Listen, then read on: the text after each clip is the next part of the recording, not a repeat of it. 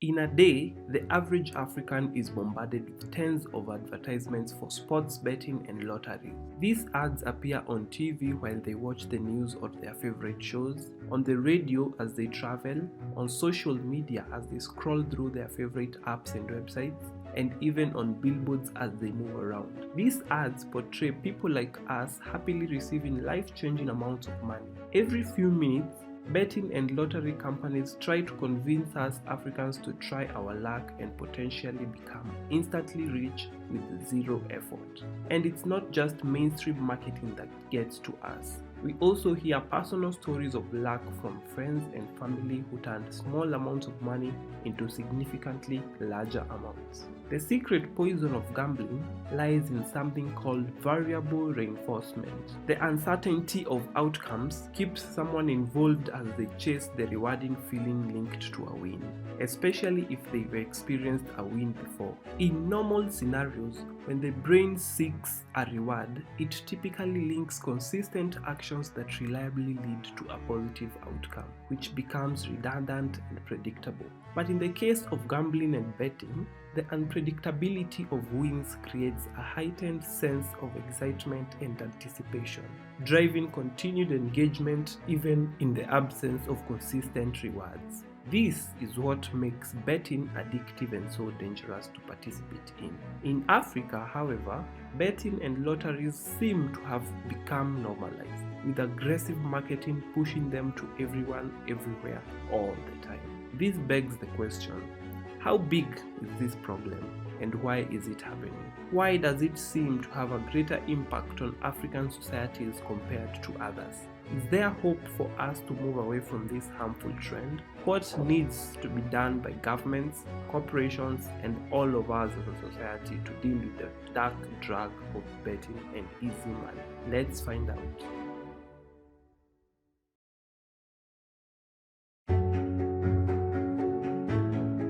To understand why betting and gambling is big in Africa, we need to understand the factors behind its inception before it became a part of the social cultural fabric.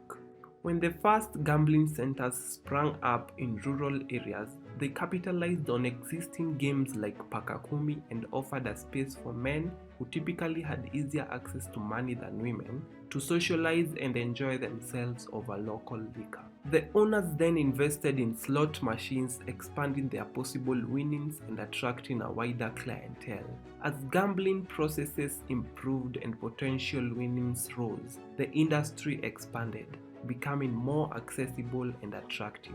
Unemployed or idle individuals were particularly drawn to this opportunity to earn money while staying engaged. Unemployment and poor education, which limit understanding of gambling's dangers, remained prevalent issues in Africa, with many desperate to improve their living standards. The target market was huge and vulnerable. Investors, aware of the potential success, poured money into building gambling businesses across Africa. One example is Betway, a UK company entering Africa in 2011.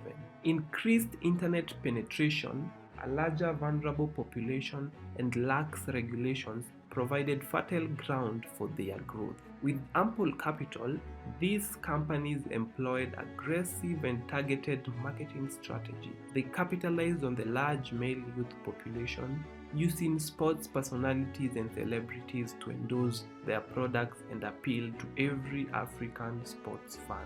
Sports betting, particularly football, took center stage in surging the gambling culture. For many football fans, participating in gambling and betting became an integral part of the overall football fan experience.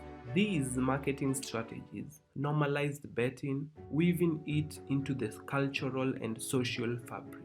Even without the initial conditions of unemployment and poor education, betting remained as acceptable behavior among the youth. It transitioned from a recreational activity to an inherent aspect of being a football fan. Ultimately, it gave rise to the significant problem we face today.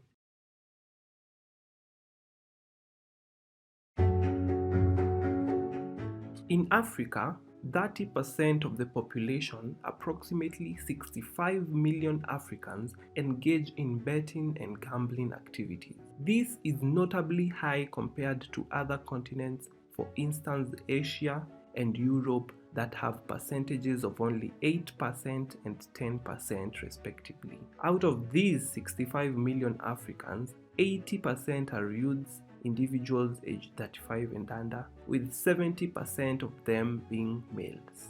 South Africa, Nigeria, and Kenya lead in the number of people participating in gambling and betting activities. Mobile betting is the most common mode of betting in Africa. In 2022, for example, the total revenue from mobile betting activities reached a staggering $500 million. In addition to the number of individuals betting, Africa has also witnessed a surge in the number of betting companies. In 2010, the number of betting companies in Africa was around 1,000. Fast forward to 2023, this number has almost 10x, and these are only the legal and licensed betting entities. When we include informal betting and gambling sites, the number is definitely higher. The leading betting companies in Africa include Bet Niger, NairaBet, Betway, and SportPesa. Let's consider, for example, one of these companies' revenue. By 2019, SportPesa, a betting company predominantly based in Kenya, controlled 2/3 of the betting market in the country and a total of around 12 million users across Africa and the world. In 2018, SportPesa recorded revenues slightly over $1 billion. It paid out 85% of these as winnings and operational costs and retained the rest, $150 million as profit during the period. To put this into perspective, SportPesa became the second biggest company in Kenya after Safaricom in terms of revenue. To put this into further context, the budget for education in Kenya for the same year was $1.4 billion.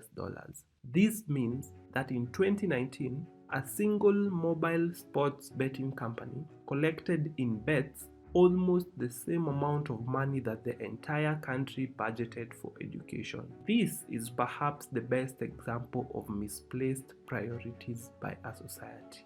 These lucrative earnings by a betting company are not only problematic in themselves, but even worse is the innovation and larger marketing budgets for the betting companies. They intensify efforts and spend more money to push their gambling and betting products to even more people.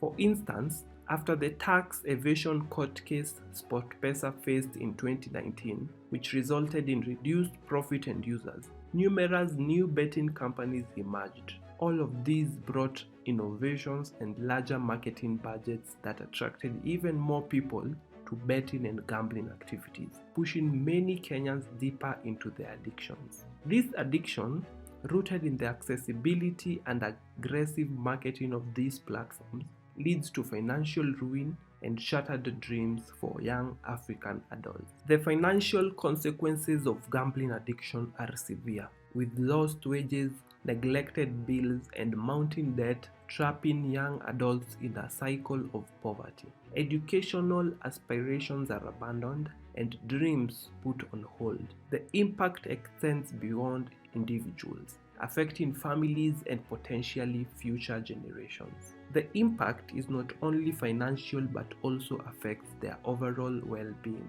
The anxiety, stress, and depression associated with gambling addiction becomes crippling.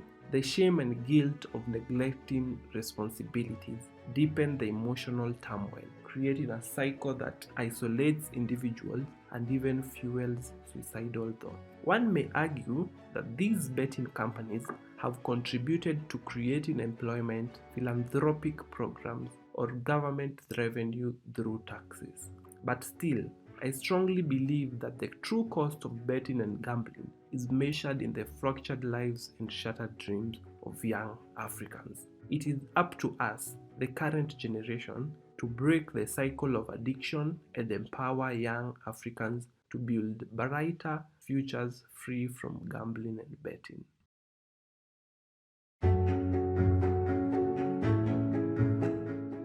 A lot of these problems caused by the prevalence of betting and gambling can and should be solved by our governments through legislation. Legislators have a moral obligation to protect their electorate, which is largely the youth, from the hands of gambling and betting addiction. And they do try. We have had many legislations tabled to parliaments all around Africa with the aim of regulating these companies and discouraging gambling and betting activities. For example, in 2022, the online gambling bill was brought before the South African Parliament by the Democratic Alliance Party, aiming to reduce irresponsible gambling activities in the country by restricting marketing of gambling at certain times of the day and tightening licensing requirements to discourage the formation of betting companies. Up until today, 2024, this bill is yet to be brought to fruition and cause the change it wishes to. It has received a lot of pushback from mostly lobbied members of parliament who are sponsored by these companies to fight the bill and delay its enactment into law. Some are corrupted, while some have conflicts of interest as stakeholders in the gambling industry. In other cases, the government itself, through the majority party in parliament, may also not be willing to bring the gambling companies to their knees. This is because of the revenue it stands to lose when these companies cease to exist. This has in fact been one of the biggest setbacks in African countries where betting companies reach a point where they are too big to fail. As much as regulation is a way of dealing with the menace that gambling and betting have become, it is not the only way. It is, in fact, an example of treating the symptoms instead of the disease. The best way to deal with the dark drug of gambling is through dealing with the root cause, unemployment and poor education, which can now be complemented by regulation. Dealing with the root causes, however, may not yield results as fast as regulation would, but it is what is called playing the long game. With time, the target market of the betting and gambling products shrinks, and it becomes a recreational activity that is done responsibly. And this method of dealing with the root causes is in fact a tested and proven method. In Sweden, for example, they have incorporated responsible gambling education into their curriculum, starting from a young age. They also have a robust social safety net that provides unemployment benefits, healthcare, and other essential services to its unemployed citizens to reduce the financial pressures that can contribute to gambling addiction. On top of all of this, Sweden operates a state-controlled monopoly on gambling and has laws that dictate financial limits on individual gambling. These measures have proven effective in dealing with the menace that is gambling and betting, as only 6% of Sweden's population, that is 640,000 people, indulge in active gambling and betting activities. Such measures should and can be implemented in Africa as well.